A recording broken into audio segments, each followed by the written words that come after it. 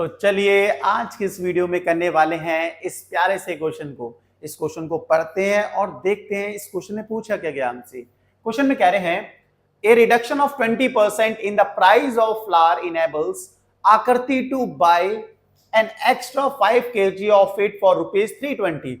Find पहले part में the original price per KG, second part में the reduced price per KG.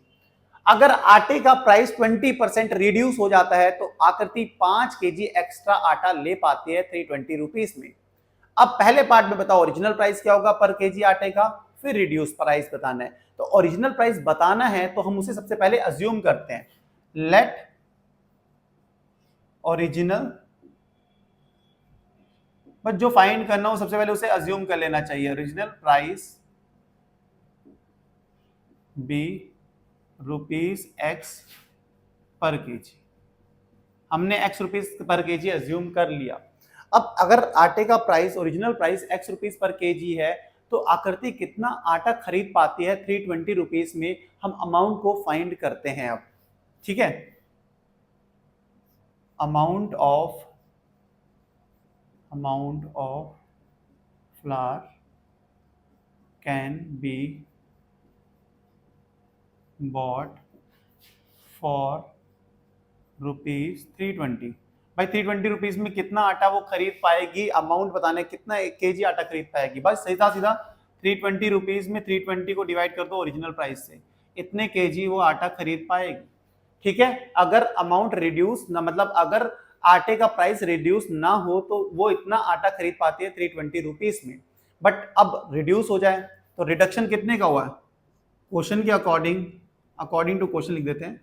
According to question reduction कितने का हुआ है, रिडक्शन हुआ है 20% का। तो मतलब रिड्यूस प्राइस क्या हो जाएगा फिर, रिड्यूस्ड प्राइस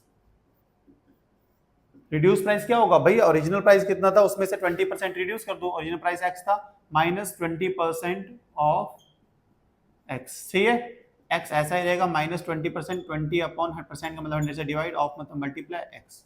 सही हो गया, 0 से 0 का आंसर 2 5 10 कितना आ जाएगा देखो, x माइनस एक्स अपॉन 5।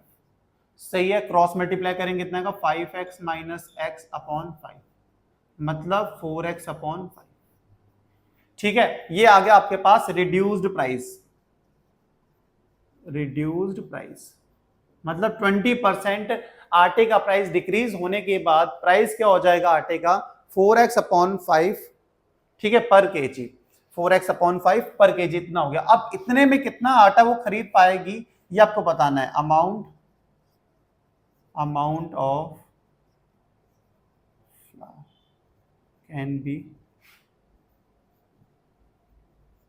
ध्यान नाउ लिख देता हूं, now amount of flour can be bought for ₹320। Simple वही काम, 320 को डिवाइड करना है आप इससे 4x अपॉन 5 से।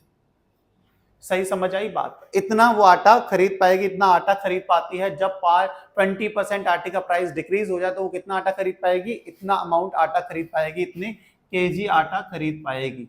अब क्वेश्चन में कहा गया था कि रिड्यूस होने के बाद आकृति 5 केजी एक्स्ट्रा आटा ले पाती है। तो मतलब यहाँ पे आपको समझना है कि AOF का मतलब है अमाउंट ऑफ फ्लावर, कौन सा वाला, रिड्यूस्ड वाला।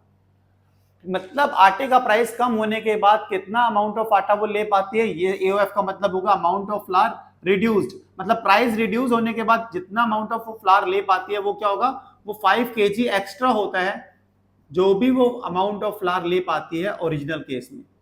ओरिजिनली मतलब आटे का प्राइस जब कम नहीं हुआ था उस टाइम पे जितना अमाउंट ऑफ आटा वो ले पाती है उससे 5 केजी एक्स्ट्रा, 5 प्लस मतलब 5 केजी एक्स्ट्रा ले पाती है प्राइस रिड्यूस होने के बाद आटा वो। तो AOF रिड्यूस्ड वाला, अमाउंट ऑफ फ्लावर रिड्यूस वाला क्या था ये, तो इसको लिख लो 320 upon 4x upon 5 equals to 5 plus amount of flour original वाला। ओरिजिनली क्या था देखो, amount of flour can be bought for this, originally कितना 320 अपॉन x। सही होगी बात, आप होगे बिल्कुल सही, यहां तक तो समझ में आ गया। आया तो देखो इस 320 अपॉन x को लेफ्ट साइड ले आओ, 320 अपॉन ये जो 5 है न्यूमरेटर में चले जाएगा, 4x डिनोमिनेटर में रहेगा, minus 320 upon x equals to 5। Zero थोड़ा बढ़िया करके बना लेते हैं, सही हो गया। अब यहां से कॉमन लो, किसको कॉमन लेंगे, 320 अपॉन एक्स को कॉमन लेंगे, रिमेनिंग बचेगा आपके पास 5/4 माइनस 1 इक्वल्स टू 5। अब करते हैं क्रॉस, देखो 320 अपॉन एक्स, इसको क्रॉस मल्टीप्लाई करते हैं, कितना होगा 5 माइनस 4 अपॉन 4 इक्वल्स टू 5। इतना तो आपको समझ में आ गया होगा, आपको बिल्कुल आया है। 5 माइनस 4, देखो इसी चीज को यहाँ लिख रहा हूँ, 320 अपॉन एक्स इंटू 5 माइनस 4 होता है 1, 1/4 इक्वल्स टू 5। इतना हो गया। अब देखो यहाँ स्पेस नहीं है तो मैं यहाँ पे आता हूँ, यहाँ पे करता हूँ, इसके आगे यहाँ कर रहे हैं, देखो 320 अपॉन एक्स, ये जो 1/4 है इसको उस साइड भेजेंगे, कितना होगा 5 4 20। सही है, आप कहोगे बिल्कुल सही है। एक्स को साइड भेज देते हैं, कितना हो जाएगा 320 इक्वल्स टू 20x। 20 को इस साइड ले आओ, डिवाइड में 320 अपॉन 20 इक्वल्स टू x। 0 से 0 कैंसिल, 2 से कितने टाइम जाएगा 16 टाइम्स, मतलब 16 इक्वल्स टू x, यहाँ कहे तो x इक्वल्स टू 16। और ये x किसको अज्यूम करा था भाई, x अज्यूम करा था ओरिजिनल प्राइस। ओरिजिनल प्राइस कितना था, x रुपीज पर केजी, मतलब कितने रुपए आ गया ओरिजिनल प्राइस, ओरिजिनल प्राइस आ गया 16 रुपए। ठीक है, ओरिजिनल प्राइस क्या हो गया, ओरिजिनल प्राइस कितने, ₹16 पर केजी। अब सेकंड पार्ट में निकालना था रिड्यूस्ड प्राइस, तो रिड्यूस्ड प्राइस क्या था 4x अपॉन 5, यही तो था रिड्यूस्ड प्राइस। रिड्यूस्ड प्राइस कहाँ निकालें, यहां निकाल देते हैं। अब सेकंड पार्ट का आंसर मुझे यहां लिखना पड़ेगा, स्पेस नहीं है।